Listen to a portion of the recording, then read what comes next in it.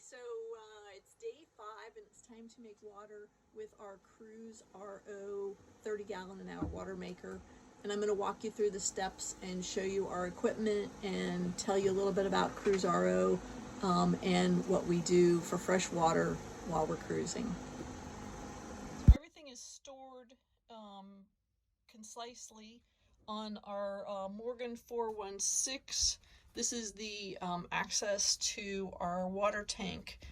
This vessel has saddle tanks. The port tank is 75 gallons. The starboard tank 125, or was 125. The port tank is the original hard poly plastic that they installed in this 1982 boat. It lives behind this tank, or this wall in our hallway, and occupies a pretty good space there. To get to it, this was the original access panel, so I have to move this out of the way. And then the original access was just this tiny little hole, and I guess you could stick a hose in it. I cut and adhered a clear access panel so I can look at my water, and I just have to crank down on it and look. I'm looking to see what my water level is, and it's down there in the bottom. You know, it's a 75-gallon tank. I had a wooden yardstick that I was sticking in and out of there, but then I decided that was getting moldy. I should get a different stick and measure to determine, but I just kind of eyeball the depth and then run my water maker. The water maker trickles in through this access and comes to it through this elbow. Nothing was a smooth fit. And then down, you can see down below, this is where the vent tubing runs back through the closet and then aft to the side. I have it propped up because if it's down, then the water won't trickle down. It's not a high flow, it's a low flow kind of system that it flows in with. The aft cabin closet on the starboard side used to hold the holding tank for the previous owner's head. The holding tank was cracked through the box of the plastic and leaking, so that was no bueno. I replaced it with a composting head, but it made a good space for me to use to put my CruiseRO water maker. The closet also is large, so it houses some of our other things that are containerized and wrapped. I have an emergency medical bag and some other boxes and files and extra bags for things. There's the out vent for the composting head with a little fan in there, and a couple big Ziploc bags for our winter blankets, which we're in winter now. The actual system is here, and it consists of several filters and the pump. So the water comes in where the headwater was, and here's the inflow that I open up the seacock. This is the old outflow, and it's shut off. I use this extra space to store my spare filters. And then we have the controls, which I'm short, so it's a little hard to get to. It starts by that seawater coming in through a seawater strainer. It goes to a 5 micron filter, a 20 micron filter, and then through the system. So I turn the seawater on, and at the end it goes, rinses through a charcoal filter and cleans the membranes. This big gray hose is the outflow exhaust for the composting head. Airhead composting head connected through the old hoses for the previous head that was here. They had an in-out pumping kind of a situation. So this is an engine access panel that worked out perfectly for this purpose. And I'm going to put the flashlight in there so you can see what's going on. So this little curled up hose is my overflow hose when it's not going to the tank. I have this longer hose, and I simply put it in the drain of my sink and push it down there so the water will go out the drain. And then the device itself is in there. Sorry about the glare. This is the cap pump. The pump in the tank where the filters are was the boost pump. The blue tubes are the reverse osmosis membranes. There's a pressure gauge here, and then I have power for the boost and the cap pump here. There's an oil reservoir window here that we check periodically to make sure the oil is good, but it doesn't really burn any oil. And then it goes through the system. The red and blue are my PEX water hoses, and the green is the hose in from the membranes, or from the filters to the membranes. And so it goes from there to the little thin blue tube, runs this direction, under the sink, under the settee, and then back up where I showed it to you at the water pump. So I turn on the boost pump and wait 30 seconds. Turn on the cap pump and wait another 30 seconds.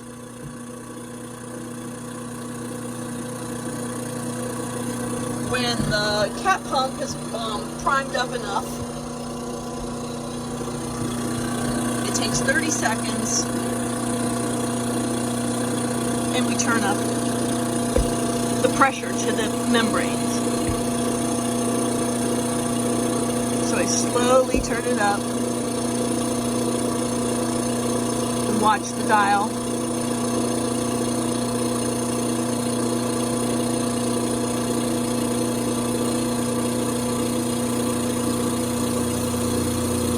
Starting to move.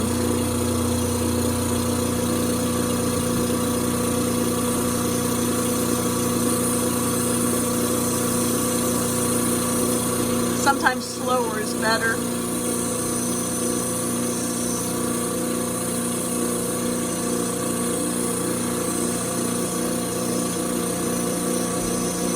You want it in salt water to be at 800 psi. Fresh water, if you're in Rio Dulce or somewhere, you can have it lower because the salt is what's hard for it to filter out.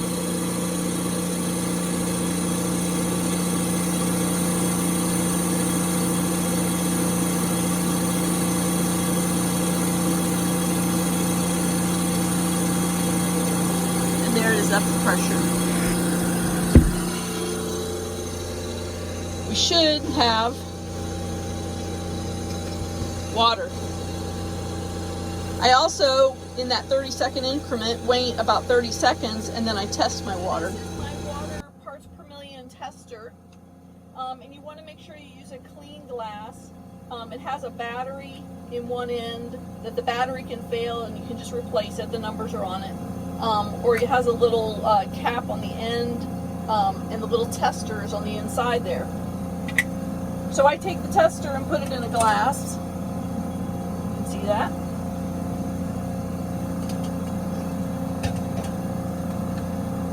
Has an on-off switch. Light's green, it's 0, which is perfect, no parts per million. And then I add water to reach the tester, and it goes up. So you can see the numbers on there, 167 to 194. And it went up to 223. So we'll let it run for a couple more minutes. Anything under 500 is acceptable. Right. Shake this off, clear it, empty the glass, and rinse it, and then give it another shot. If it's under 300, the water tastes great. So I'm going to put water in again.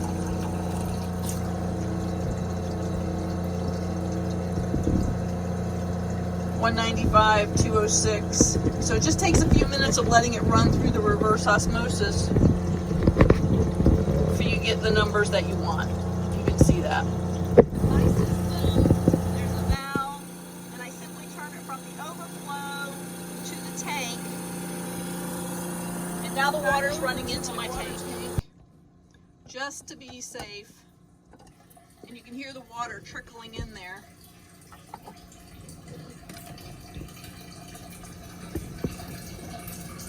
The tank's about half full. It's a 75-gallon tank. So I'm going to set my timer for an hour and let her rip. I keep this closed just to keep particulate from going in.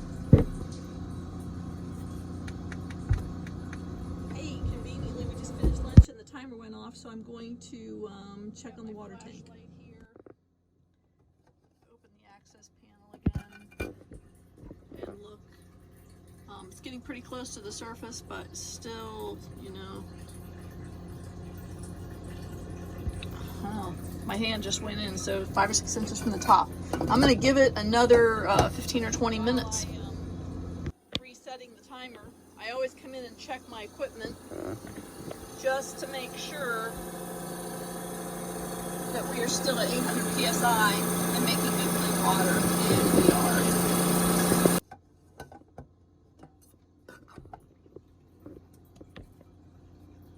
We are right here at the surface. Now we're that far from the top. So I'm going to go ahead and shut her down. So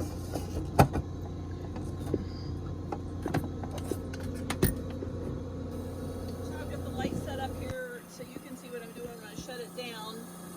Before we shut it totally down, I'm going to check the water again. So I'm going to turn it to the overflow away from the tank. I'm going to go ahead and put my tester back in.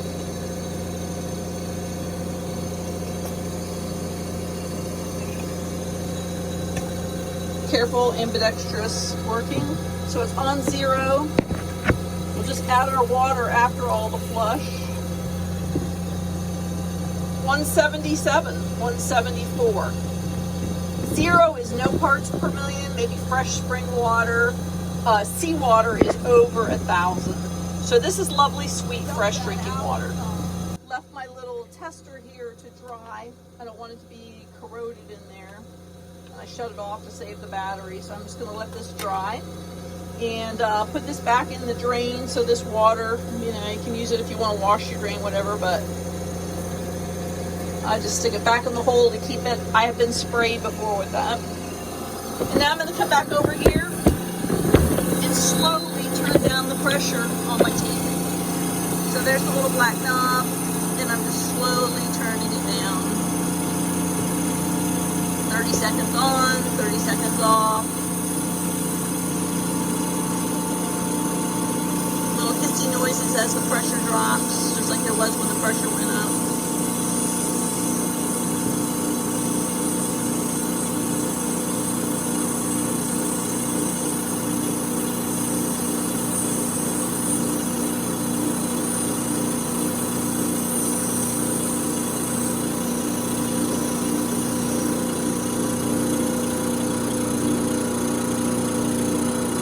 By the change in the noise, the pressure is changing. And this just takes the pressure off, pushing water through those reverse osmosis membranes. And it's still cranking. There, it's off. So, cat pump first, boost pump second. Back to the closet, back to the water. They recommend that you shut your raw water off when you're not making water. Turning it on and off every 5 days when you make water helps exercise that through hull. And then back into the closet.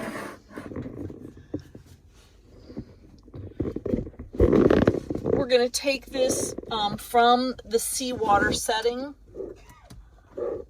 and point it towards the tank, which is the... Now if you hear the water flowing, but that's the fresh water we just made flowing through the carbon filter, through the reverse osmosis filters. Always the boost pump first,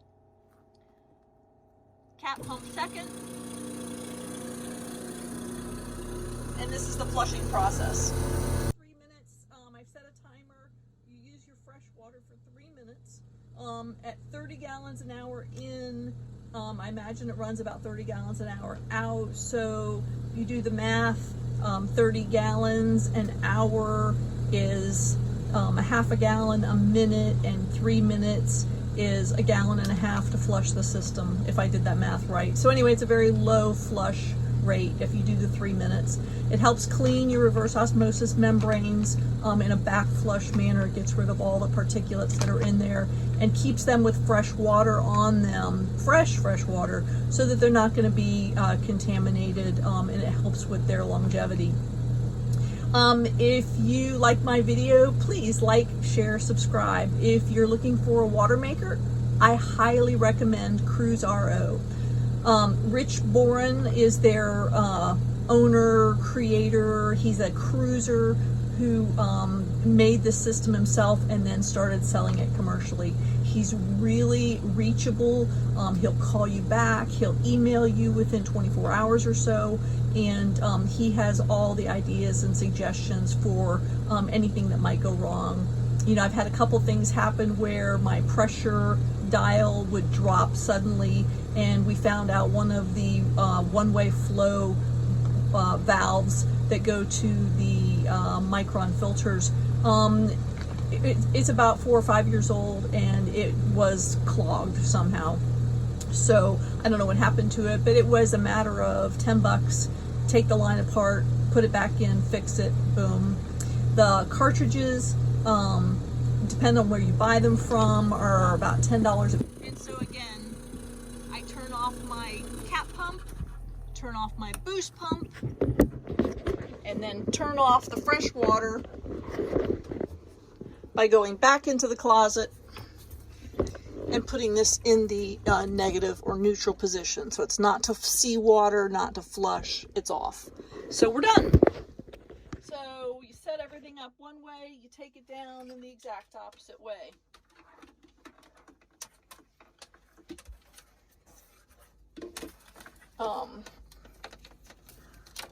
Just take this little hose. I have a handy little wire holder there. Connect that.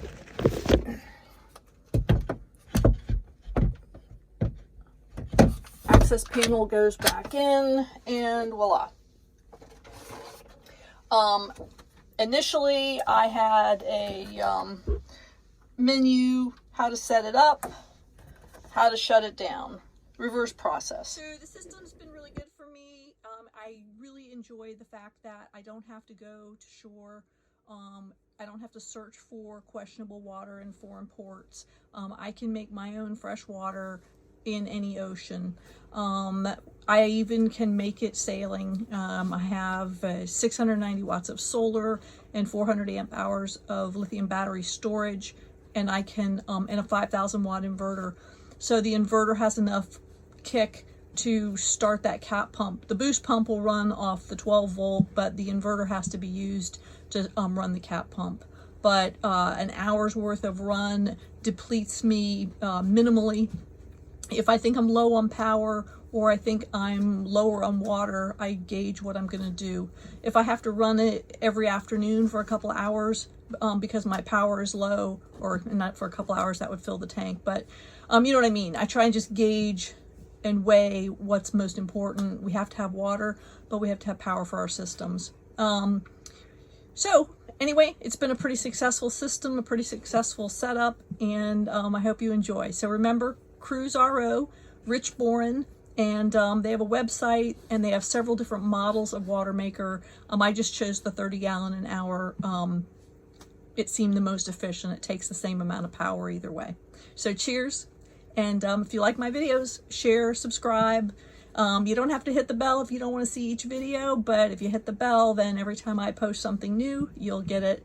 We're working on our hydraulic steering, so we're going to post a video about that shortly too. So have a great day and enjoy the water. Sorry, I was doing my editing and I realized that the phone rang while I was telling you about the cartridges.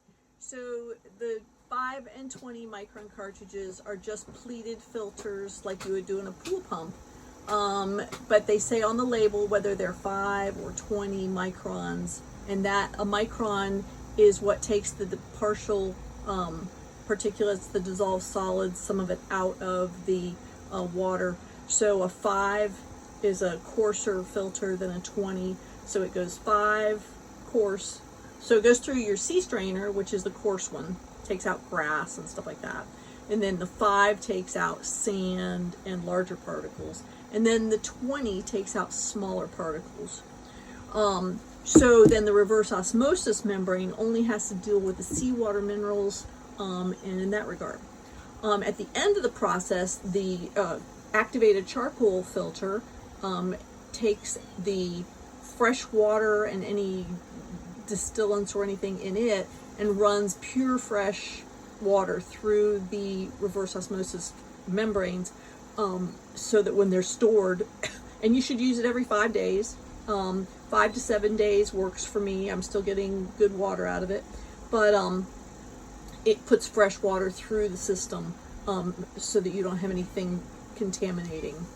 You can buy them different places, but the most important thing is the size and making sure that they seal properly. So if they don't seal properly, your system is gonna not work properly, and that's one of the troubleshooting things that I've had to have Rich help me with. So he has a supply of filters and things you can buy, and he'll drop ship to you that fit perfectly, or you can find them other places if you're traveling. I usually go through Amazon. Home Depot doesn't always have the right size, and Lowe's doesn't always have the right size for it. So Rich Boren is your resource. CruiseRO. Water is awesome, and I hope you like the video. Thanks.